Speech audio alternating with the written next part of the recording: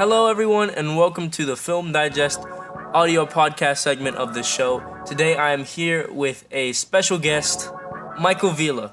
Hey guys, I'm Michael Vila. I'm the reporter of the Film Digest show, The Comic Corner, and I'm glad to be here. Well, let's get started.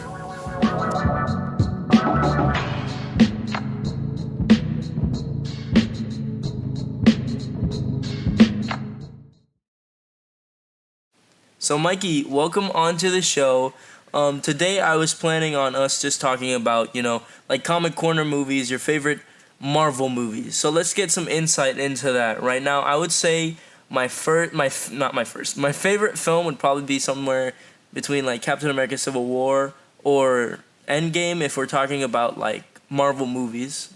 Well, if we're talking about Marvel movies, there's a lot of genres. Like, I feel like you can't just pick one favorite because there's so many different like things that you can like love. Like, personally, I have multiple favorites. I have Captain America: Winter Soldier, which is like an amazing spy movie that's wrapped with superhero ness, and then there's also Thor Ragnarok, and then Avengers: Infinity War, Avengers: Endgame. Those are awesome, and then Iron Man 1. Those are great, and I'm a big fan of the Ant-Man movies because those are like comedies, but I don't think that they're the best. I just think they're just really entertaining to watch. So it's just like really what you're looking for. Personally, like I think I have like five favorites. I can't narrow it down to one. Well, that's interesting. It's definitely interesting for me. For me, yeah, I would have to pick like not like one in particular, but I like two. Those are my favorite two, probably Endgame and Civil War. I have a vivid memory of what happened when I watched Civil War. I was in West Palm Beach with my brother and my parents. I was probably like in the 5th grade at this time, and then we went to watch Civil War, and I was like, oh my god, this movie's crazy. Oh, I forgot to mention the Spider-Man movies. The trilogy is awesome. Like, oh my god, bro, yes. Yeah. Like, I completely forgot. How did I forget? That's like some of the best Marvel stuff ever. No, I forgot to say. No, because No Way Home is literally my favorite. And there's a few trilogies in the Marvel universe. Like, some people say that the third movie is usually like kind of the worst. But I would argue that the two best trilogies in all of Marvel are Spider-Man and Captain America. All three movies in their separate trilogy have all been successes. They all been great. Would you say that your favorite single superhero movie would be the Spider-Man series? Yeah, honestly, yeah, I love Spider-Man. It's like he's one of my favorite, if not my favorite characters. And the director, John Watts. John Watts, right. I think he like really did well with combining like drama with comedy and like making it entertaining. He really took Spider-Man and took it where like a place that was great. I think it's really on par with being good. Just a good movie regularly. Like movies that I like. Like I just saw Scott Pilgrim versus the World. More on that later. But movies like that, indie movies like feel good movies. I think they really took that and they made it not just a good movie, but a superhero movie, which I think is now hard to make. And this is what like my argument with the superhero movies is, and maybe an argument towards you. I feel like superhero movies, when done incorrectly, they start to just ruin the movie industry. Well, my thing on that is a lot of people have been like saying that the Phase 4 of Marvel was like the worst. But in my opinion, I think that it's actually going in a really good direction because think about it. If Marvel used the same formula for every single movie, we would get tired of it instantly. So what they're trying to do is that they're trying new things. Think about it. Give me an example. Like I don't know, like She-Hulk. She-Hulk. It's a lawyer TV show. Yeah, it's not the best, but they tried something new. Let me think something else. It was unsuccessful. A good example of like what they're doing they're trying a lot of new things. Like Doctor Strange. That's their Doctor Strange in the Multiverse of Madness. That's the first Marvel horror movie. That's true. And it was directed by Sam Raimi, who is a horror icon. They're just trying new genres in the Marvel universe because it can't just be the same superhero movie. And some people are not happy with that. Some were major successes like Moon Knight and Hawkeye, and some weren't, like She-Hulk and I don't know others, but you know, I feel like Marvel's trying to find their place in I feel like because I don't know, it's gonna be hard to top Phase 3 with like Endgame and Infinity War, obviously, but I feel like Marvel's trying to find their way to the future. Like they're trying to introduce Fantastic Four, X-Men, the future of Spider-Man. So they're just like trying a lot of new things. So Oh well, what I really liked, show wise, no, my favorite show in the new cinematic universe is probably WandaVision. no, my favorite, like completely by a long shot, was Moon Knight. Okay, not by a long shot. My two favorite, if you couldn't tell already, were Hawkeye and Moon Knight. I thought those shows were amazing. Like I love them. Like Well, I take it to like a different extent. For me, I don't watch movies as like that. If I really want to have like a fun time, or if I'm with friends or something, I watch a movie, a funny movie, and I watch like a Marvel movie or a comedy movie or something. But I don't judge Marvel movies like that. I judge them regularly, like based on plot. Sometimes it's not. It's like it depends when I'm in the mood for something. Like if I want to have fun or something, I'll watch a Marvel movie and I'll be like, oh, this is a good movie. But actual wise, like actually, if the plot doesn't hold up, the plot doesn't hold up, and it's not good. But what I thought about WandaVision was very unique in that it goes in different times, representing a lot of movie culture and sitcom culture, like the oh, I can tell that Lucille- why you love that, Yes, because it yeah, just shows exactly. all of like movie and TV history, like Love Lucy, right? Yeah, I love Yeah, Lucy. I was about to say Lucy, Lucille right. Ball and Ricky Arnaz. Or yeah, Desi Arnaz. That's a great show, and they parodied it. And what's the other one called? Like the man, what is it called? What is it about? Modern Family. Modern Family. What's the Oh, step- they did that. They did the Malcolm in the Middle. Malcolm in the, yeah, that's You the saw name. that in Yeah. the show. It was like clear reference. Of Yeah, that. it was really cool weekly to see the different like references that they would make. But the reason why I like really like Moon Knight and Hawkeye is for completely different reasons. So let's see. Oh, I saw let's Hawkeye. see. Let's see Hawkeye. It was supposed to be a Christmas show, and it was also simultaneously trying to introduce a new character. And Marvel sometimes has a really great job with introducing new characters, and sometimes it falls apart a little bit. I feel like Kate Bishop could have gone horribly wrong. Oh my god. But it went so well that she is probably my favorite new character. She's not one of my favorite new characters. Because like I feel like her character was so well written. Like it wasn't annoying. She wasn't not annoying. This is my thing.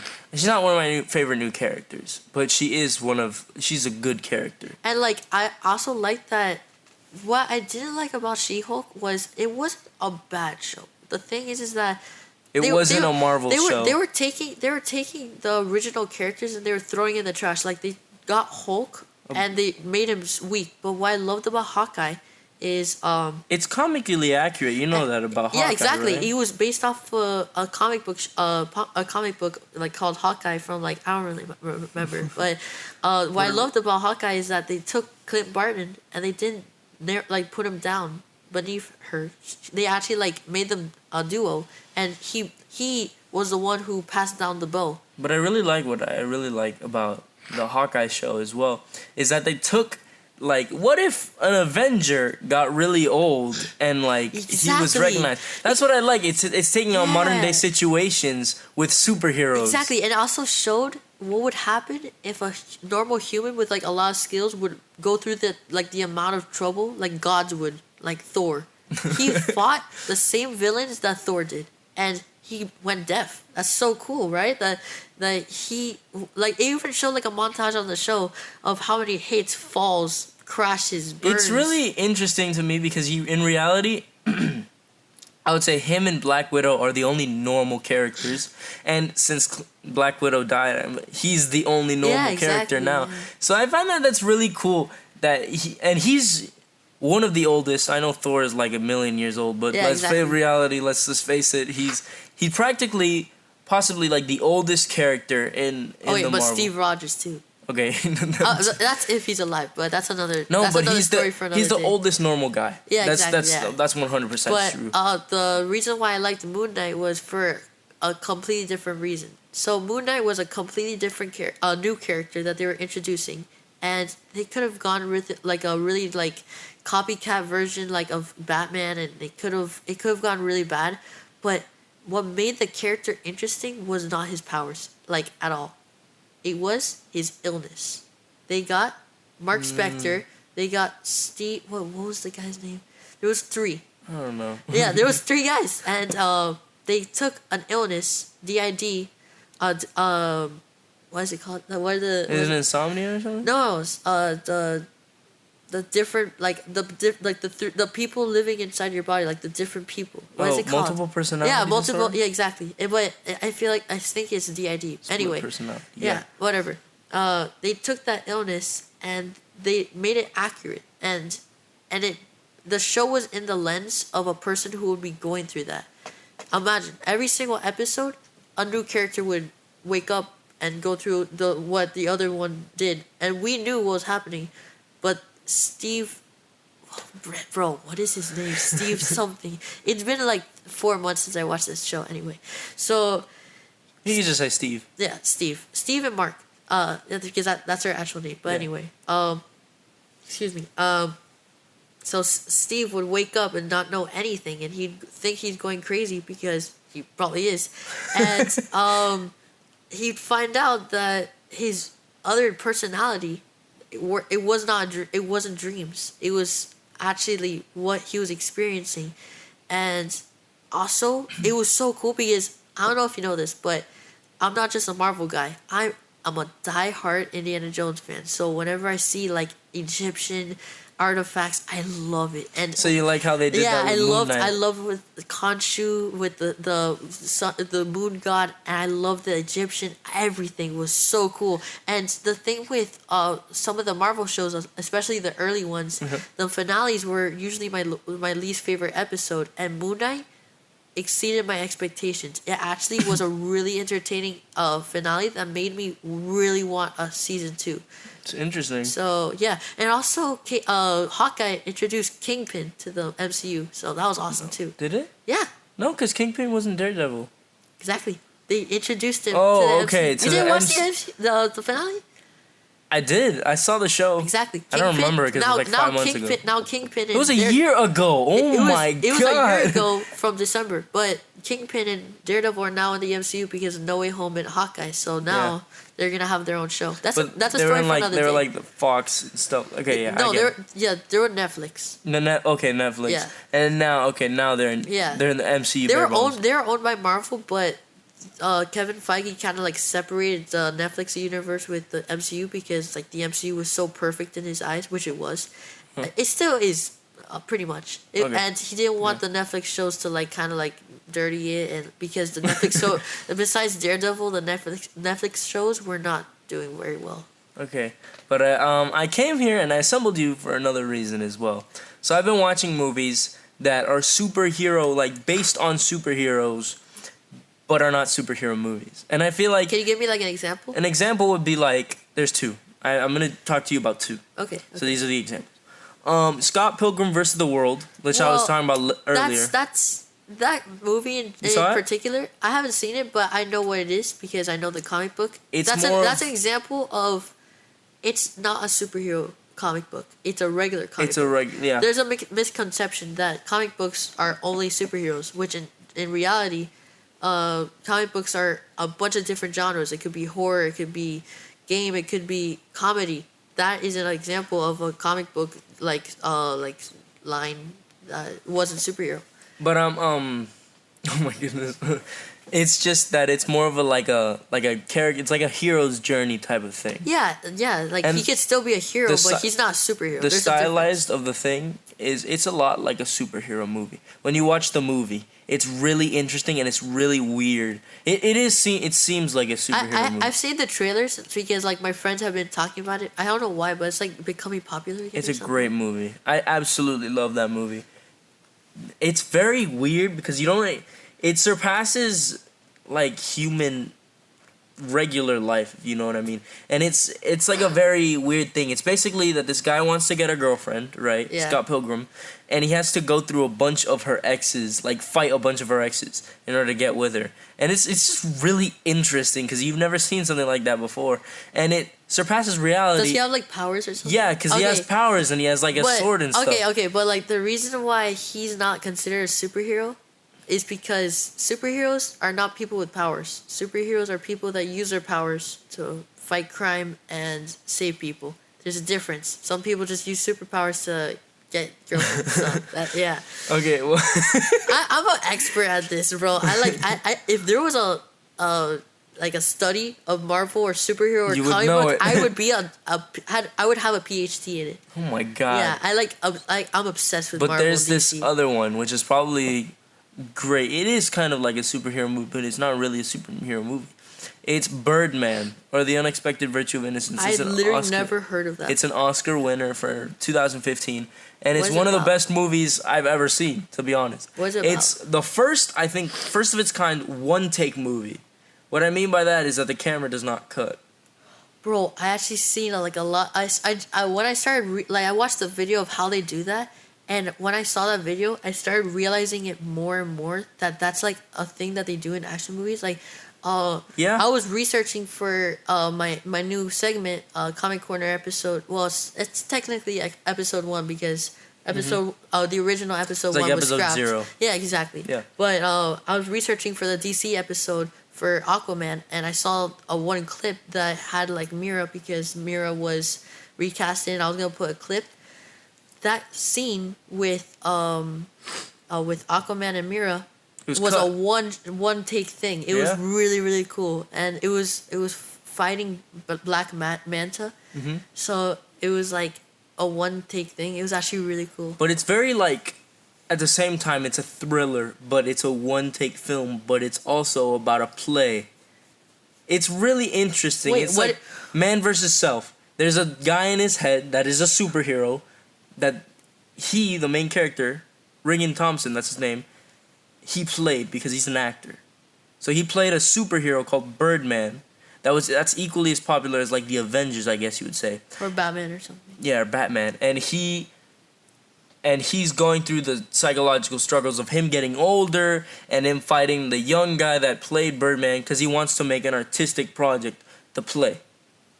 Okay, wait. So it's- wait. So he was an actor who He was played an actor Birdman, who played Birdman. Right? and he's fighting him psychologically, or Yeah, Birdman's in his head a lot, and Birdman's telling him because that was like his go golden like years Yeah. of like acting. He was like, go back to this thing. You can get like a bunch of these surgeries, look young again, but go back to it. You've made so much more money. You could be so much better. And the guy's constantly fighting it. It's a really interesting movie. Is that why you're against superhero movies, kind of? Kind of. You have to like take into account it's a weird thing that's happening right now because more movies. You go to the theaters, right? And what do you watch? Not just superhero movies, but you watch dystopian society movies and stuff like that, like Avatar. And they're franchising it Like and big making budget movies. like big budget movies that they're using a lot of CGI to make, a lot of fake things to make, when film is supposed to be tell a story and you film it on film. Okay, but my thing with that is I am very against that view. No offense, no. It's just a talk. But I'm very against that view of like seeing that Hollywood is being poisoned by superhero movies, because my thing of it is movies are supposed to tell stories like you just said. Comic books, like comic book movies, are adaptations of art. They're adaptations of stories that need to be put to screen. And the MCU, why it's so special is that it's a universe of stories that were made for generations that finally get to be put on screen. And it's perfect because comic books are basically movies but with drawings. They describe every action. They say all the dialogue. It's perfect for a movie. And people that say yes, it is taking up Hollywood, but is that a bad thing? Because the thing is that it might look like it's taking up Hollywood, but it's mostly taking up the box office, because they're some of the most entertaining and most like they're really entertaining movies that everyone wants to go and watch because they're as popular as their comic books that were based on them. Well, maybe this is the thing with my argument.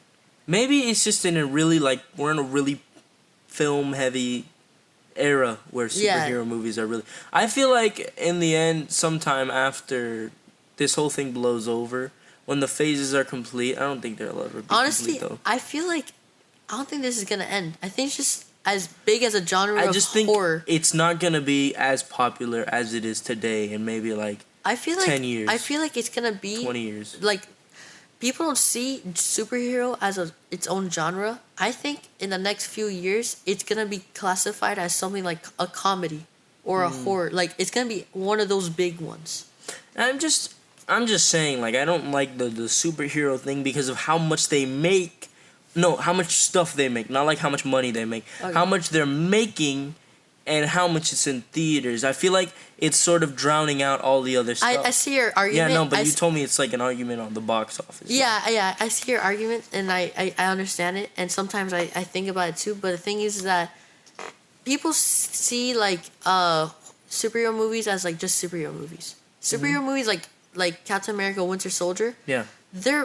They're movies. They're types of genres. They can be horror movies. They can be comedies like Ant-Man. They can be super dark like The Dark Knight. They can be spy thrillers like Captain America. They're just basically use the characters that were made in the comic books and they make stories out of them. And I see your argument that they are kind of taking over theaters and they're making a lot, but that is a problem sometimes. Some people think that Marvel and DC should both cut back a little bit, maybe make 1 or 2 movies a year or 3. I think they're just trying to make their universe as big as possible, to expand their universe like comic books. The problem with that is there's a big problem with trying to expand your thing because people are going to start having to watch Marvel movies like homework. And that's going to be a problem. So that's why they have to cut back on I just feel like it's very contradictory. You watch every Marvel movie, and like you said, if you have to do it for homework, you have to watch every Marvel movie, making the Marvel company more money, which is a very weird thing. Because at the same time, I feel like they're doing it to preserve, Stan Lee's legacy or to make comics make movies because comics are fun and they're one of the best things about the MCU and one of the worst things too is that it's a connected universe, so everything's connected. That's what they say. Everything is connected. Every detail from one movie is hinted to another, and that's super cool when you're following along. But when you're just getting into it, that's the problem because you have to go all the way back to understand every little detail. So let's leave the viewers at home with a question. Are Marvel movies... Let's try and develop this. Are Marvel movies a pro or a con in the film industry? And we'll leave it with that. Leave it to interpretation. Thank you for watching Film Talk. Thank you for having me. I had a great time just talking about some of my favorite stuff. It's a lot of fun. You're a great guest. Thank you. I hope to be back another episode. Oh yeah, for sure, definitely. As long as you're in Comic Corner, we got you. Okay. All right.